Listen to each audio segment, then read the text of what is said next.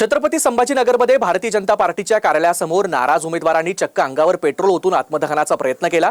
मात्र वेळीच पोलिसांनी मध्यस्थी करून त्यांचा हा प्रयत्न हाणून पाडला। भाजपचे नाराज कार्यकर्ते प्रशांत बदाने पाटील हे वॉर्ड क्रमांक 2 मधून उमेदवारी मागत होते। काल शेवटच्या दिवशी 12 वाजेपर्यंत त्यांची उमेदवारी निश्चित मानली जात होती, मात्र पक्षाने ऐन वेळेस त्यांना नकार दिला, त्यामुळे ते नाराज झाले। त्यानंतर ते आज सकाळी भारतीय जनता पार्टीच्या मध्यवर्ती प्रचार कार्यालयात आले। भागवत कराडांची गाडी आत येताच कार्यकर्त्यांनी त्यांच्या गाडीवर लाथाबुक्क्या मारल्या, त्यांचा फोटो देखील फाडण्यात आला। यावेळेस त्यांच्या गाडीला महिलांनी घेराव घातला। अक्षरशः भागवत कराड यांना गराडा घालत महिलांनी शिवीगाळ केली।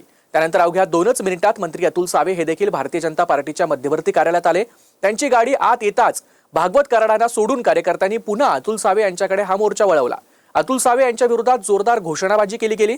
हा सर्व राडा चालू असताना वेळेतच पोलीस हजर झाले। त्यानंतर मात्र या कार्यकर्त्यांना आवरत मंत्री सावे आणि भागवत कराड यांनी या ठिकाणून पळ काढला।